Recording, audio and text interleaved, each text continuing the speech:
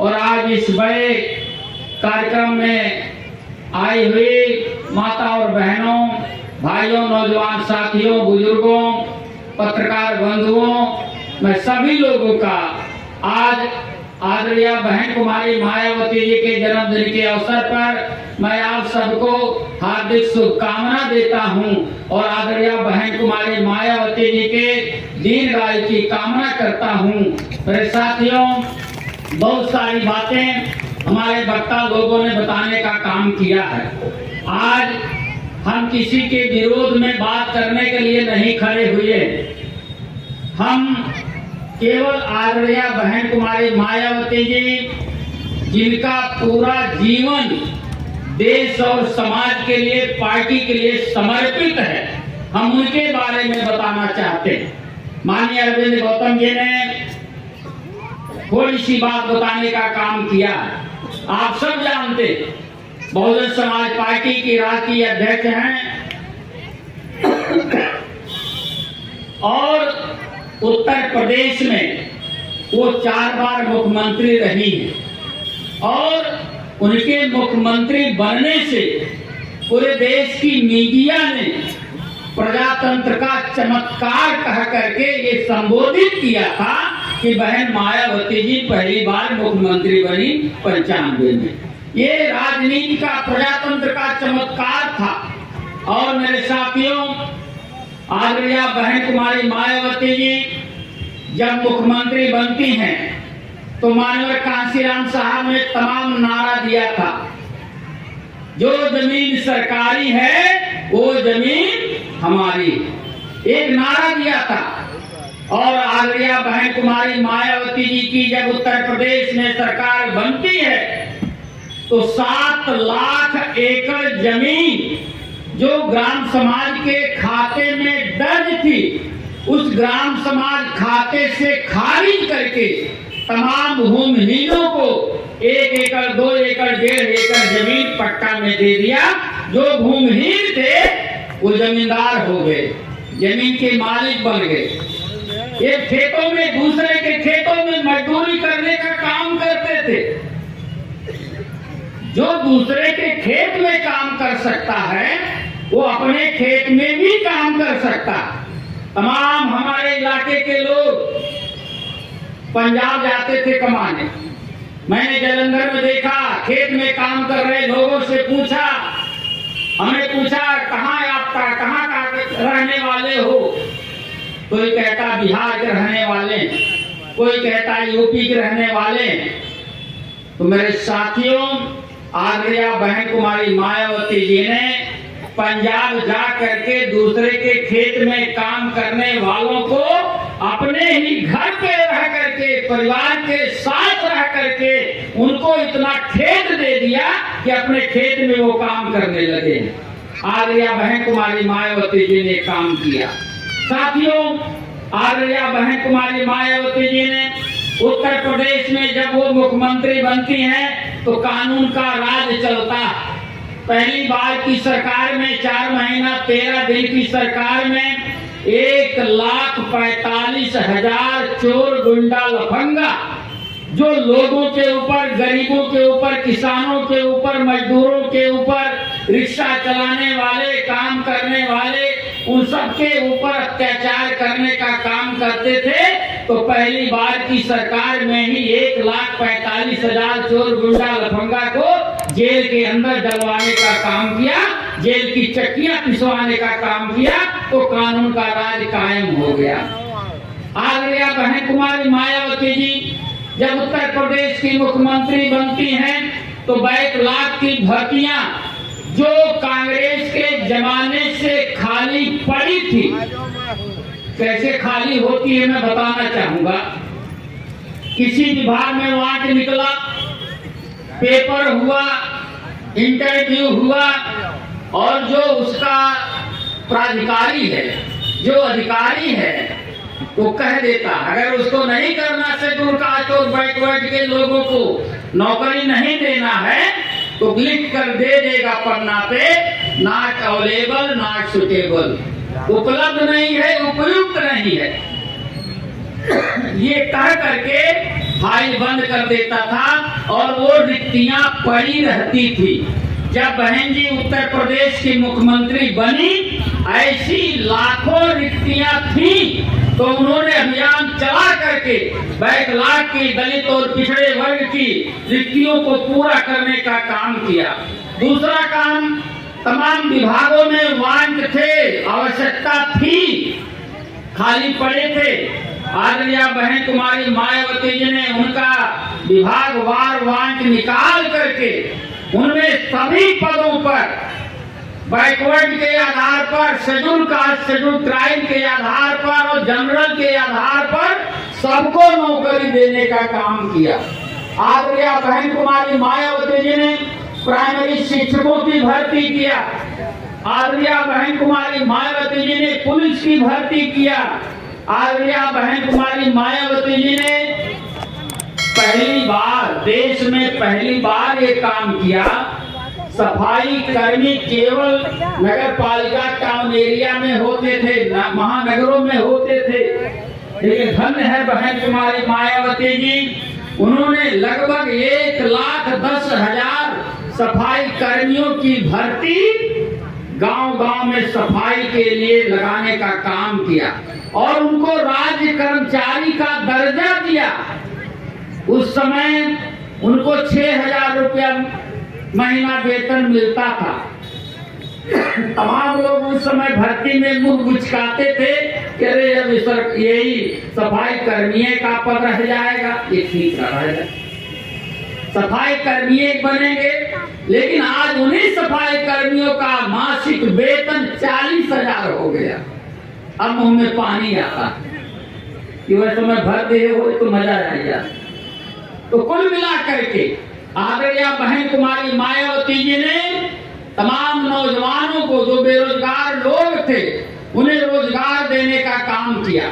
बहन कुमारी मायावती जी ने, अभी भाई मनोज कुमार वर्मा बता रहे थे कि कानून का राज चलता था।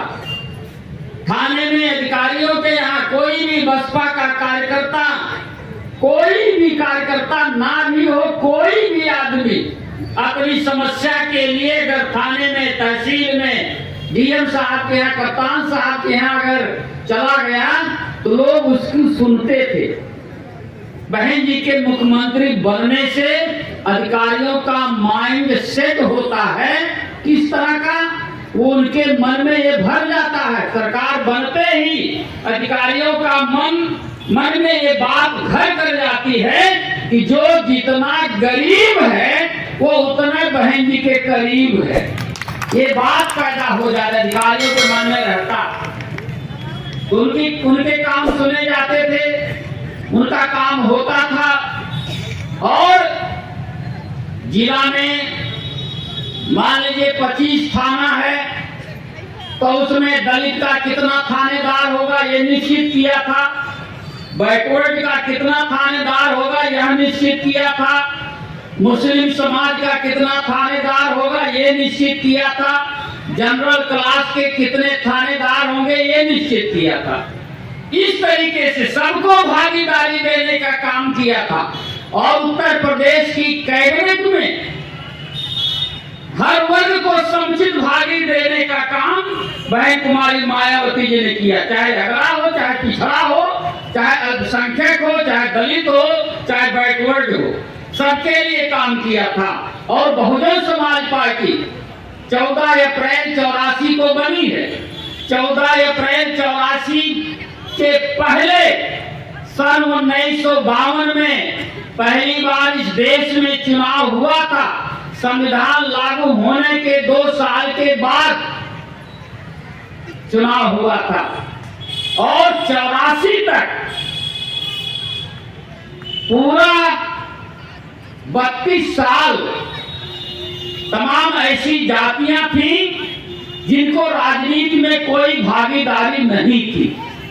तमाम जातियां ऐसी थी, राजभर की कोई भागीदारी नहीं थी, लोहिया चौहान की कोई भागीदारी नहीं थी, निषाद की, कश्यप की, बिंद की कोई भागीदारी नहीं थी, पाल की कोई भागीदारी नहीं थी, कुम्हार की कोई भागीदारी नहीं थी, कुशवाहा की कोई भागीदारी नहीं थी। ऐसी तमाम पिछड़े वर्ग की तमाम जातियां थी जिनकी राजनीति में कोई भागीदारी नहीं होती थी, उनके एमपी एमएलए नहीं बनते थे।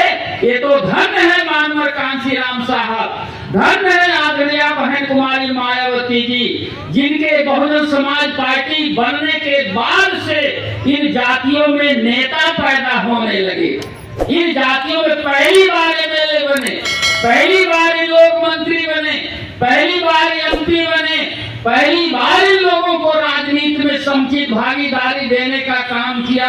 आज लोग बोलने लगे, वो उनकी देन नहीं, उनकी माँ बाप की देन नहीं, ये बहुजन समाज पार्टी की देन है जो बोलने लायक बन गए। हमें हताश और निराश नहीं होना है। हम लोगों ने वह भी दिन देखा है जब बहुजन समाज पार्टी नहीं बनी थी तो हमारे लोग दूसरे दलों में रहते थे, दूसरे दलों में काम करने का काम करते थे, लेकिन दूसरे दलों में हमारे लोगों का सम्मान एक नौटंकी में जोकर के तरीके से ही होता था। मान सम्मान स्वाभिमान की बात वहां पर नहीं होती थी। तो ठीक उसी तरीके से मानवर कांशीराम साहब ने कहा था, जो हुक्मरान होते हैं उनके ऊपर अत्याचार नहीं होता है। और इस देश में 700 साल तक मुगल पठान के लोगों ने हुकूमत किया है। 700 साल के इतिहास में अगर आप पढ़ेंगे तो उस इतिहास के पन्नों में कहीं पर भी मुगलों के खिलाफ, मुसलमानों के खिलाफ उत्पीड़न की घटना का जिक्र नहीं मिलता।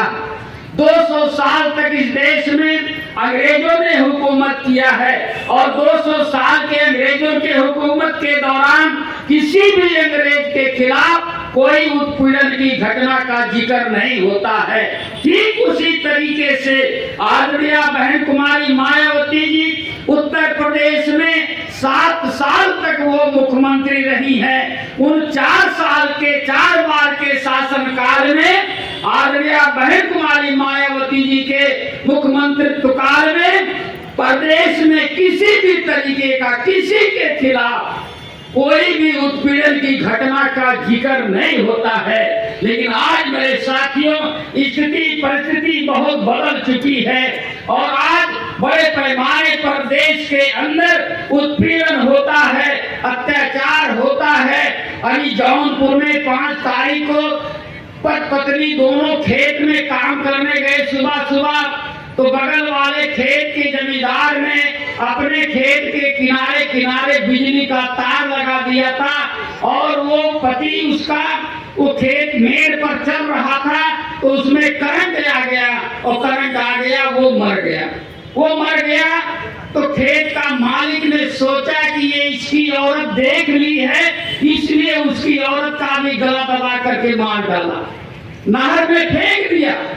अभी हम लोग गए थे 3 दिन पहले, वहाँ अधिकारियों से बात हुई, माननीय प्रदेश अध्यक्ष जी भी थे, अधिकारियों से भी बात हुई, तो उसकी पत्नी की लाश परसों मिली और उसके पति की लाश कल मिली। तो कुल मिलाकर के बड़े पैमाने पर अन्याय अत्याचार हो रहा है।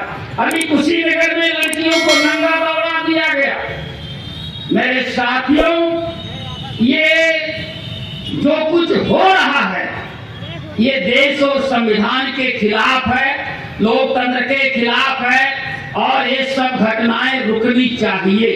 बाबा साहब डॉक्टर अम्बेडकर जी जिन्होंने बड़ा संघर्ष किया, बाबा साहब डॉक्टर अम्बेडकर जी ने भारत का संविधान बनाया। संविधान बनाया तो बाबा साहब ने संविधान निर्मात्री सभा के अंतिम अधिवेशन में 26 नवंबर सन 1949 को कहा था कि 26 जनवरी 1950 को हमारा संविधान लागू होगा। हमने संविधान में राजनैतिक समानता को हासिल कर लिया, अर्थात हर व्यक्ति को एक वोट देने का अधिकार है। 1 मैन 1 वोट, 1 वोट 1 वैल्यू। हर व्यक्ति को एक वोट देने का अधिकार है, सबके वोट की कीमत बराबर है। लेकिन हमने राजनीतिक समानता को हासिल किया है। किंतु सामाजिक और आर्थिक विषमता विद्यमान रहेगी। सरकार की जिम्मेदारी है जिस तरीके से संविधान सभा ने राजनीतिक समानता हासिल किया है, ठीक उसी तरीके से सामाजिक और आर्थिक विषमता को खत्म करके समानता हासिल कर ले। नहीं तो आर्थिक और सामाजिक विषमता के शिकार हुए लोग इस राजनीतिक ढांचे को ढहा देंगे। सन 49 में बाबा साहब ने कहा था हमें राजनीति में तो बराबरी हासिल कर लिया है, लेकिन समाज में आज भी जात के नाम पर लोगों का सम्मान होता है और जात के नाम पर घोर अपमान सहना पड़ता है। एक तरफ टाटा डालमिया अंबानी अडानी लोग हैं, दूसरी तरफ हमारे घुराऊ कतवारू जिनके पास इस ठंडक में गर्म कपड़ा नहीं है। एक तरफ गरीबों की पूरी लाइन लगी है। स्वयं माननीय प्रधानमंत्री जी इस बात को स्वीकार करते हैं कि 80 करोड़ लोगों को वो अनाज मुहैया कराते। उनका ही बयान है। अर्थात इस देश में 140 करोड़ की आबादी में 80 करोड़ लोगों के घरों में 2 वक्त की रोटी का इंतजाम नहीं है। 80 करोड़ लोगों के तन पर सही ढंग के कपड़े नहीं है। 80 करोड़ लोगों के पास अपना कोई मकान नहीं है। जिस देश में 50% से ज्यादा गरीब हो, लाचार हो, मोहताज हो, तो देश कैसे तरक्की करेगा। हमारा देश आर्थिक रूप से दिवालिया होता जा रहा है। तमाम बड़े बड़े पूंजीपतियों का 49,000 करोड़ रुपया अडानी का बैंकों पर बकाया था, लेकिन प्रधानमंत्री ने सेटलमेंट किया 450 करोड़ में। 49,000 करोड़ को 4,500 करोड़ में 4.5 करोड़ में उन्होंने सेटल किया। अर्थात बड़े पैमाने पर उनके जो कर्जा था माफ किया, तमाम पूंजीपतियों का कर्जा माफ कर दिया और उनके सामान पर कोई जीएसटी नहीं है। उनका तेल, अडानी का तेल, अंबानी का तेल, उनको जीएसटी नहीं देना होता है। आप बाइक लेकर, अपना 4 व्हीलर लेकर पेट्रोल पंप पे तेल भराने जाते हैं तो आपको उसमें जीएसटी देना पड़ता है।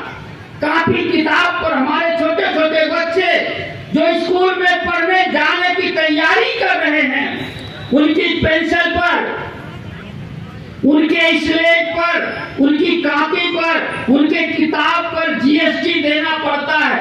आपके कपड़े पर जीएसटी देना पड़ता है और हर तरीके से जीएसटी वो लगा दिए हैं। यहाँ तक कि मुर्दा के कफन पर भी भाजपा की सरकार ने जीएसटी लगाने का काम किया है। तो इसलिए मेरे साथियों, बाबा साहब डॉक्टर अम्बेडकर जी एक बार जिंदगी के अंतिम क्षणों में 26 अलीपुर रोड नई दिल्ली के मकान के बाहर बैठे थे। उन्होंने श्री नानक चंद रत्तू जो उनके पीए थे, क्लास 1 अफसर थे, उनसे उन्होंने कहा कि रत्तू लगता है अब मेरा जाने का समय आ गया। रत्तू साहब रोने लगे तो बाबा साहब ने कहा कि रत्तू मेरे लोगों को बताना, मैंने बेशुमार मुसीबतों को सह करके इस कारवा को यहाँ तक लाया हूँ। हमने अपने को कांग्रेस के हाथों बिकने नहीं दिया। हमें कभी किसी के सामने हमने हाथ नहीं फैलाया। हमने बड़ा संघर्ष करके इस कारवां को यहाँ तक लाने का काम किया है। ये कारवां निरंतर आगे बढ़ते रहना चाहिए, किसी भी हालत में पीछे नहीं जाना चाहिए। रत्तू इस बात को बताना। रत्तू भी गंभीर हो गए। फिर बाबा साहब ने कहा रत्तू डॉक्टर अम्बेडकर नहीं मरेगा। रत्तू साहब ने कहा कभी तो आप दूसरी बात कर रहे थे। उन्होंने कहा मैं कह रहा हूँ डॉक्टर अम्बेडकर नहीं मरेगा, लेकिन मेरे लोगों को बताना जब तक संविधान जिंदा रहेगा तब तक डॉक्टर अम्बेडकर जिंदा रहेगा। इस बात को बताने का काम करना। तो इसलिए मेरे साथियों, संविधान के सम्मान में अभी आप लोगों ने बाबा साहब डॉक्टर अम्बेडकर के सम्मान में अभी आप लोगों ने 24 तारीख को बड़े पैमाने पर धरना प्रदर्शन करने का काम किया। पुरानी तहसील से लेकर कलेक्ट्रेट तक जुलूस निकाल दिया।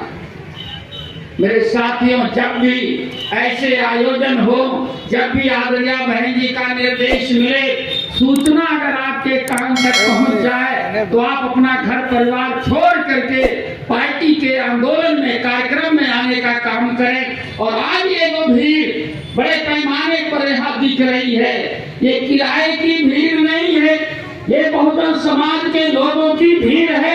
हमारी माँ बहनें अपना घर छोड़ करके अपने बच्चों के साथ यहाँ आई हुई है और केवल बहन कुमारी मायावती जी के जन्मदिन की बधाई देने के लिए आई हुई है। और इतनी कड़ाके की सर्दी में दूसरे दल के लोगों को बड़ा उपक्रम करना पड़ता, पैसा बांटना पड़ता, तब उनके कार्यक्रम में भीड़ इकट्ठा होती है। लेकिन ये भीड़ बहन कुमारी मायावती जी के मान सम्मान में, बहुजन समाज पार्टी के मान सम्मान में ये स्वयं अपने अपने घरों से निकल करके यहाँ आज भारी संख्या में आने का काम किए हैं। मैं अपने कार्यकर्ताओं, पदाधिकारियों, साथियों का, माताओं बहनों का, नौजवानों का, तमाम लोगों का, आज तमाम लोग अपने विभिन्न दलों को छोड़ करके बहुजन समाज पार्टी की सदस्यता ग्रहण किया है। मैं उन सभी लोगों का हृदय से आभार प्रकट करता हूं कि आप लोगों ने आकर के इस कार्यक्रम को सफल बनाने का काम किया। इसके लिए मैं आपको धन्यवाद देता हूं। इन्हीं शब्दों के साथ अपनी बात को खत्म करता हूं। हम तैराक हैं, किनारा नहीं चाहते, जिस मार के मारे हुए हैं वो मार दोबारा नहीं चाहते। जुल्म देखा तो शहंशाहों की हस्ती में, खुदा देखा तो गरीबों की बस्ती में। इन्हीं शब्दों के साथ जय भीम, जय भारत, खुदा हाफिज़।